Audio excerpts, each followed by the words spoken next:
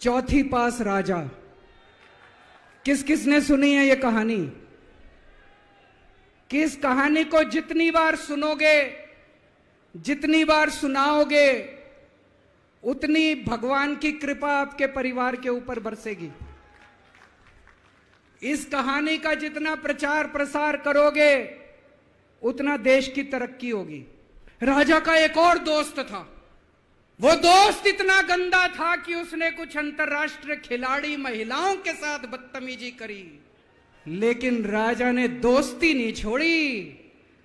मजाल जो उस दोस्त के ऊपर कोई आंच आ जाए, राजा उस दोस्त के साथ खड़ा रहा। इस बात पे तो दाद देनी पड़ेगी कि राजा दोस्तबाज। नमस्कार, आप देख रहे हैं तो जनता लाइव। मैं हूं आप साथ रवीना। अरविंद केजरीवाल जी आज महारैली में अपनी जनता को संबोधित कर रहे हैं। बार बार बोल रहे हैं कि इतना समर्थन देने के लिए आप लोगों का शुक्रिया, और इसी मन से बार बार मोदी सरकार पर तंज कस रहे हैं। एक बार विधानसभा में इन्होंने मोदी सरकार को लेकर, नरेंद्र मोदी जी को लेकर एक कहानी सुनाई थी, अनपढ़ राजा की कहानी। आज फिर इस मन से उसी कहानी को सुना रहे हैं। 70 साल के भारत के इतिहास में पहली बार एक प्रधानमंत्री आया है जो कहता है मैं सुप्रीम कोर्ट को नहीं मानता। पूरे देश के लोग स्तब्ध हैं। पूरे देश के लोगों को यकीन नहीं हो रहा, इतना अहंकारी प्रधानमंत्री। 26 जनवरी 1950 को हमारे देश का संविधान लागू हुआ। बाबा साहब अंबेडकर ने संविधान बनाया। बाबा साहब अंबेडकर ने अपने संविधान में लिखा कि इस देश के अंदर जनतंत्र होगा, जनता सुप्रीम होगी। आज प्रधानमंत्री जी ने भारत के संविधान के परखच्चे उड़ा दिए। प्रधानमंत्री जी ने भारत का संविधान बदल दिया। प्रधानमंत्री जी कहते हैं अब जनता सुप्रीम नहीं होगी, अब एलजी सुप्रीम होगा। जनता सुप्रीम नहीं होगी, अब प्रधानमंत्री सुप्रीम होगा। प्रधानमंत्री जी से मैं कहना चाहता हूं, आप देश संभालो ना। आपसे देश तो संभल नहीं रहा। देश का बेड़ा गर्क कर दिया आपने। चारों तरफ इतनी महंगाई हो रही है। पेट्रोल 100 रुपए लीटर पहुंच गया, डीजल 90 रुपए लीटर पहुंच गया, दूध महंगा हो गया, सब्जियां महंगी हो गई, एलपीजी का सिलेंडर 1000 रुपए के ऊपर हो गया। इनको समझ ही नहीं आ रहा महंगाई कैसे। इनको चौथी पास राजा को समझ ही नहीं आ रहा कि देश कैसे संभाले। मैं आपको एक कहानी सुनाना चाहता हूं। चौथी पास राजा। किस किसने सुनी है ये कहानी? इस कहानी का महात्म्य है कि इस कहानी को जितनी बार सुनोगे, जितनी बार सुनाओगे, उतनी भगवान की कृपा आपके परिवार के ऊपर बरसेगी। इस कहानी का जितना प्रचार प्रसार करोगे, उतना देश की तरक्की होगी, उतना समाज की तरक्की होगी। तो जिन लोगों ने कहानी सुनी है, वो भी बड़े ध्यान से दोबारा सुनना, अच्छे से सुनना और इसका खूब प्रचार प्रसार करना। ये कहानी एक राजा की है, एक चौथी पास राजा की कहानी है, एक अहंकारी राजा की कहानी है, एक भ्रष्टाचारी राजा की कहानी है। आप लोगों ने राजा और रानी की कई कहानियां सुनी होंगी। इस कहानी में राजा तो है, रानी नहीं है।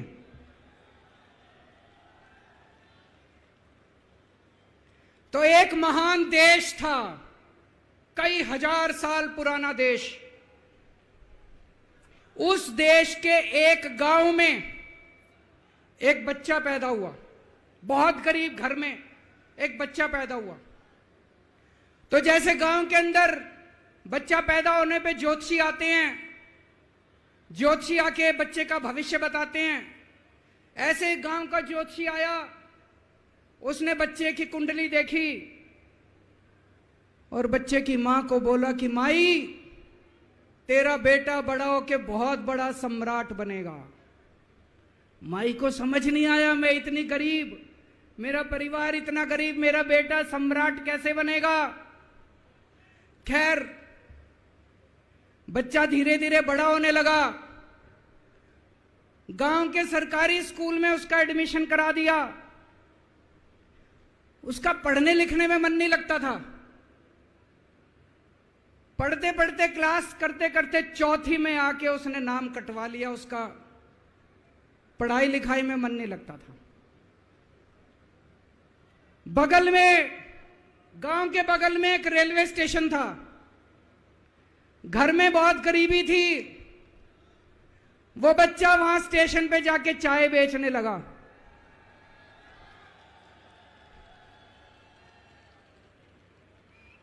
चाय बेच के अपना गुजारा करता था। वो भाषण बहुत अच्छा देता था, बचपन से ही बड़ा अच्छा भाषण देता था। गांव के लड़कों को इकट्ठा कर लेता और भाषण देना चालू करता। धीरे धीरे आसपास के गांव में फैल गया कि यह बच्चा भाषण बड़े अच्छे देता है। आसपास के लड़के भी इकट्ठे हो गए और जो मर्जी टॉपिक हो भाषण देना चालू कर देता था और रुकता ही नहीं था, घंटों घंटों तक भाषण देता रहता था। बच्चा बड़ा हुआ। ज्योतिषी ने कहा था बड़ा होके बच्चा उस महान देश का सम्राट बन गया। लेकिन राजा तो अनपढ़ था, उसे तो कुछ आता नहीं था। अफसर आते, उस अनपढ़ राजा से जहां मर्जी साइन करा लेते, जहां मर्जी जो मर्जी साइन करा लेते। वो राजा अनपढ़ था, उसे लगता था मैं अगर अफसरों से पूछूंगा तो मेरी कमजोरी सबके सामने प्रकट हो जाएगी। अफसरों को लगेगा मेरे को कुछ आता नहीं है। अफसर जो मर्जी लेके आते थे वहां साइन कर देता था। वो धीरे धीरे पूरे देश के अंदर फैल गया कि राजा अनपढ़ है, राजा अनपढ़ है। राजा को बड़ा बुरा लगने लगा। तो राजा ने कहीं से एक फर्जी डिग्री का जुगाड़ कर लिया। एक फर्जी डिग्री का जुगाड़ कर लिया, एमए की डिग्री का। और राजा बोला मैं एमए हूं, पर सच्चाई तो पूरे देश को पता थी, राजा तो अनपढ़ था। धीरे धीरे राजा अहंकारी भी होता गया, अहंकारी राजा और ऊपर से अनपढ़। जो मर्जी उस राजा के पास जाता और राजा से कुछ भी पास करा के ले आता। एक बार कुछ लोग गए, राजा को बोले जी नोटबंदी कर दो, नोटबंदी करने से भ्रष्टाचार खत्म हो जाएगा, आतंकवाद खत्म हो जाएगा। राजा को कुछ समझ नहीं आया, राजा की खूब चमची मारी उन्होंने। राजा ने एक दिन शाम को टीवी पे आके 8 बजे नोटबंदी कर दी। पूरे देश का बेड़ा गर्क हो गया दोस्तों। लंबी लंबी बैंकों के सामने लाइनें लग गई, कई लोग मर गए, दुकानें बंद हो गई, रोजगार बंद हो गए, बड़ी बड़ी इंडस्ट्री बंद हो गई, पूरे देश का बेड़ा गर्क हो गया। फिर एक दिन कोई आके बोला जी 2000 का नोट ले आओ। राजा 2000 का नोट ले आया। 4 साल बाद कुछ लोग आके बोले जी 2000 का नोट बंद कर दो। राजा ने 2000 का नोट बंद कर दिया। राजा को अकल तो थी नहीं, बेवकूफ था, अनपढ़ था। कभी 2000 का नोट चालू करता था, कभी 2000 का नोट बंद करता था। एक बार कुछ लोग आके बोले जी ये किसानों के कानून बना दो, इस कानून से किसानों का भला होगा। राजा ने कानून बना दिए। पूरे देश के किसान सड़कों पे उतर आए। 750 किसान मर गए आंदोलन में।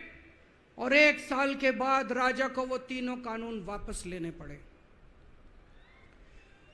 एक बार उस देश के अंदर बहुत बड़ी महामारी फैल गई, चारों तरफ महामारी फैल गई, लोग मरने लगे। किसी ने आके बोला जी थाली बजवाओ तो देश ठीक हो जाएगा। तो राजा ने पूरे देश में थाली और चम्मच बजवा दिए। महामारी तो नहीं बची, महामारी तो फैली रही।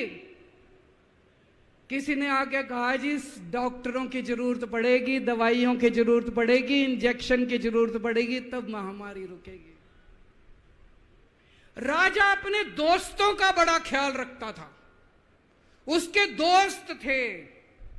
एक दोस्त ने 10,000 करोड़ रुपए चोरी कर लिए, राजा ने उसको देश से भगा दिया। दूसरे दोस्त ने 20,000 करोड़ चोरी कर लिए, राजा ने उसको भी देश से भगा दिया। पर एक दोस्त ऐसा था जिससे राजा की ज्यादा ही दोस्ती थी। कौन था? उसको उन्होंने सारे एयरपोर्ट बेच दिए, सारे जहाज बेच दिए, सारे सीपोर्ट बेच दिए, उन्होंने आसमान बेच दिया, जमीन बेच दी राजा ने, खदाने बेच दी। उस दोस्त पे राजा मेहरबान था। राजा का एक और दोस्त था। वो दोस्त इतना गंदा था कि उसने कुछ अंतर्राष्ट्रीय खिलाड़ी महिलाओं के साथ बदतमीजी करी, लेकिन राजा ने दोस्ती नहीं छोड़ी। मजाल जो उस दोस्त के ऊपर कोई आंच आ जाए, राजा उस दोस्त के साथ खड़ा रहा, लेकिन उसने खिलाड़ियों का सुना। राजा का एक और दोस्त था। उस दोस्त ने किसानों के ऊपर गाड़ी चढ़ा दी, रौंद दिया, कुचल दिया किसानों को। राजा ने अपनी दोस्ती नहीं छोड़ी। इस बात पे तो दाद देनी पड़ेगी कि राजा दोस्तबाज था, एक नंबर का दोस्तबाज था। चारों तरफ अत्याचार हो गया, चारों तरफ देश के अंदर इनके अपने लोग जो थे वो बलात्कार करने लगे, गलत काम करने लगे, हाहाकार मच गया। जो राजा के खिलाफ बोलता, राजा उसको पकड़ के जेल में डाल देता। एक दिन एक पत्रकार ने कार्टून बना दिया राजा के खिलाफ, उस पत्रकार को उठा के जेल में डाल दिया। एक दिन एक किसी पत्रकार ने उनके खिलाफ कुछ लिख दिया, उसको पकड़ के जेल में डाल दिया।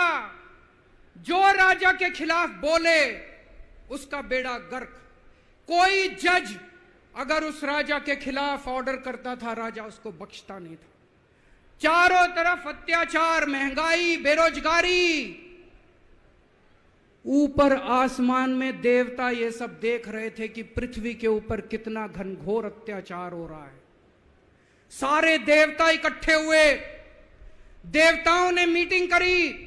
सारे देवता मिलकर शिवजी महाराज जी के पास गए और कहा, महाराज कुछ करो, पृथ्वी के ऊपर अन्याय हो गया, अत्याचार हो गया, चारों तरफ बलात्कार, चारों तरफ हाहाकार मचा हुआ है, जनता परेशान हो रही है।